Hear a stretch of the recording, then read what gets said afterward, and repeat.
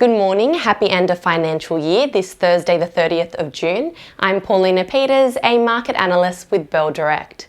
Well, our local market closed lower yesterday, down 0.9%, snapping its 4-day winning streak, with the benchmark ASX 200 index on track to finish its worst month since March 2020. 8 of the 11 industry sectors were in the red, with the real estate sector coming under the most pressure, as many property stocks went ex-dividend yesterday.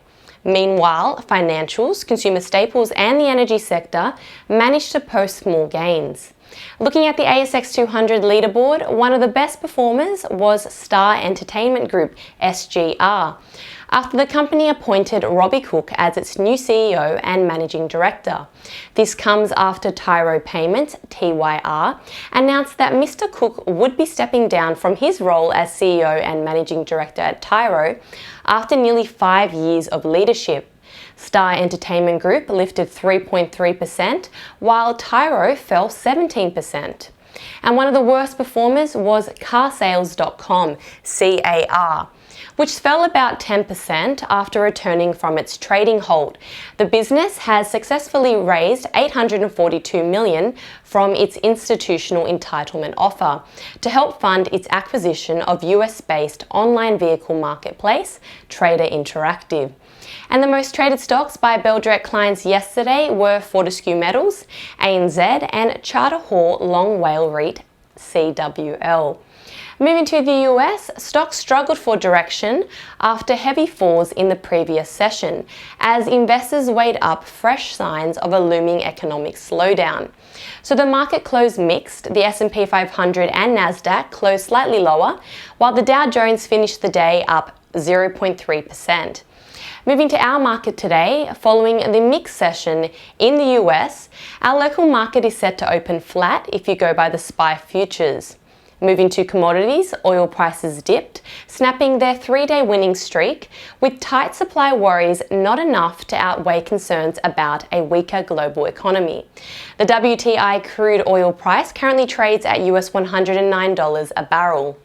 The gold price fell slightly, trading at US $1,818 an ounce, and the spot iron ore price is trading up 2.5% at US $124 a tonne. Australian industrial company CSR is holding its AGM today. If you hold KMD brands, KMD, Kelly Partners Group KPG, or Plato Income Maximizer PL8, you will receive your dividend payment today. Lastly, there are a number of ETFs going ex-dividend today, including ETF Securities FANG ETF, that's Facebook, Amazon, Netflix, Google, as well as ETF Securities ACDC ETF, which offers investors exposure to the EV megatrend. Now let's end with some trading ideas for your consideration. Bell Potter have maintained its speculative buy rating on Lionton Resources, LTR, with a $2.87 price target. LTR has announced a final investment decision for its flagship hard rock lithium project in Western Australia, which Bell Potter believes highlights the LTR team's strong capability in advancing Kathleen Valley in a market experiencing volatility. The company is also in a strong strategic position in a market for lithium facing supply shortages. At its current share price of $1.12, this implies 156% share price growth in a year. And Trading Central has a bearish signal on Nine Entertainment, NEC, indicating that the stock price may fall from the close of $1.90 to the range of $1.56 to $1.62 in the next 8 days, according to standard principles of technical analysis.